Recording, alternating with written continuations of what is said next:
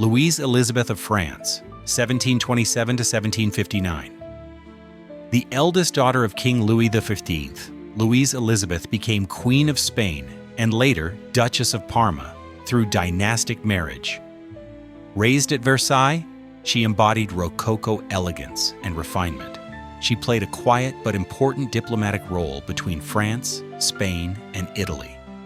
Known for her charm, grace, and cultural interests, she died young at just 32. Her portraits reflect soft Rococo style, showing her in delicate gowns and powdered hair. Despite her short life, she symbolized Bourbon unity across courts.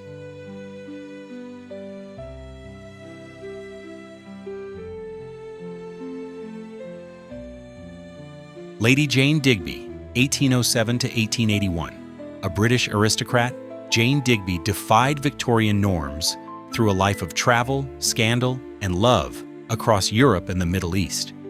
She married 4 times, including to a Greek general and finally a Bedouin sheikh in Syria, and became fluent in 8 languages. Her independence, beauty, and intellect fascinated and shocked society.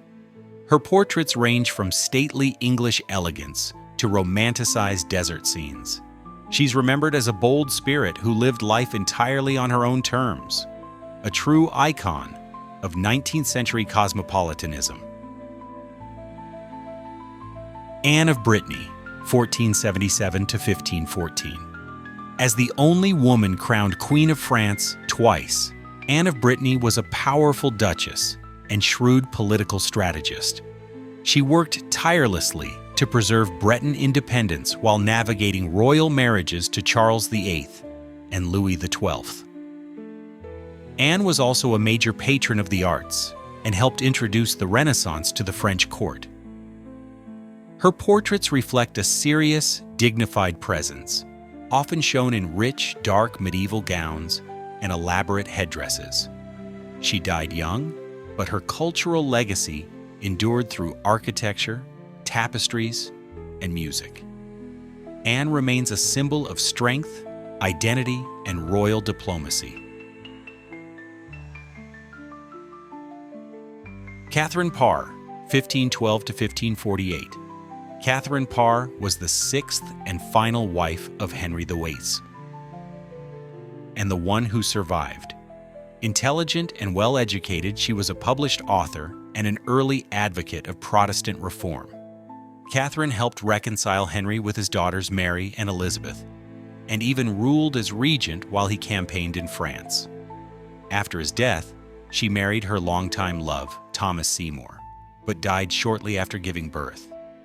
Her portraits show a calm, thoughtful woman in modest but richly embroidered Tudor dress. She is remembered for her quiet strength and moral conviction.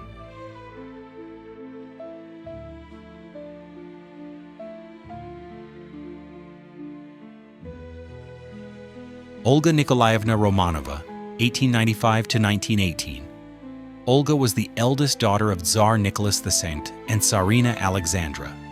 Known for her serious personality, deep faith, and devotion to family, she served as a nurse during World War I alongside her sisters. Captured during the Russian Revolution, she was executed with her family in 1918 at just 22 years old. Her tragic story became part of the enduring Romanov legend. She appears in numerous imperial portraits and early colorized photographs, often in white or military uniforms. Olga represents the innocence and fall of Imperial Russia.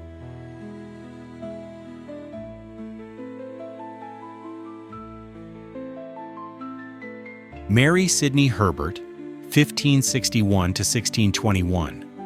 Countess of Pembroke and sister of poet Sir Philip Sidney, Mary was one of the most influential literary women of the Elizabethan era. A gifted writer, translator, and patron, she supported poets and scholars in her famous Wilton House salon. Her translations of psalms and classical works remain studied today. She promoted Protestant learning and female authorship at a time when women rarely published.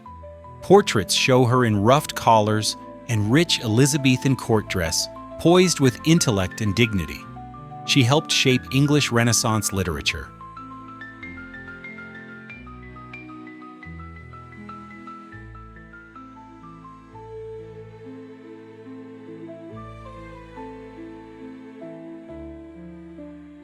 Elizabeth of Romania, 1843 to 1916. Elizabeth became Queen of Romania as the wife of King Carol I, but was equally known as a poet and author under the name Carmen Silva. She supported education, women's rights, and national arts in her adopted country. Fluent in multiple languages, she published poetry, stories, and memoirs. Her court blended romanticism and politics, especially during Romania's emergence as a modern state. Portraits show her with flowing dresses, lace veils, and a writer's serene grace. She left a literary and humanitarian legacy still appreciated in Romania today.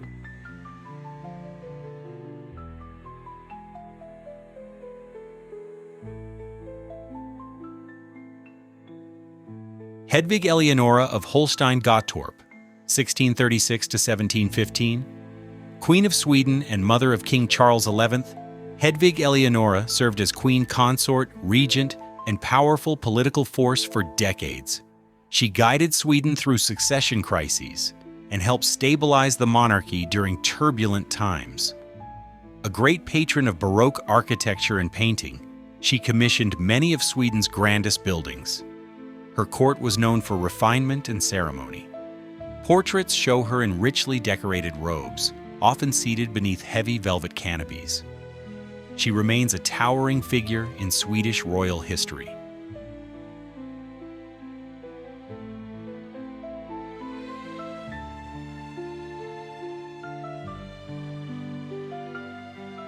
Louisa Sanfelice, 1764 to 1800. Louisa Sanfelice was a Neapolitan noblewoman caught in the political crossfire of the 1799 Neapolitan Revolution. Accused of aiding Republican forces, she was imprisoned and executed despite public outcry and her claims of innocence. Her story became the subject of 19th-century Romantic art and literature, portraying her as a tragic heroine. Portraits and paintings often show her in white, awaiting death with calm resignation. She came to represent purity sacrificed to political vengeance, a haunting figure in Italy's revolutionary memory.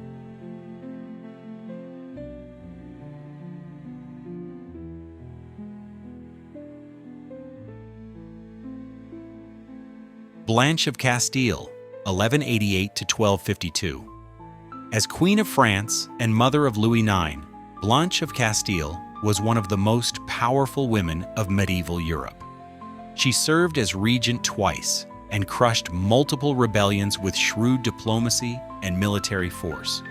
Deeply pious, she supported monasteries and education and helped shape her son's legendary Christian kingship. Blanche's legacy blends stern maternal authority with religious zeal. While surviving portraits are mostly manuscript illuminations, she's often shown in white and gold robes with a crown and cross. She remains a symbol of female regency and medieval statecraft.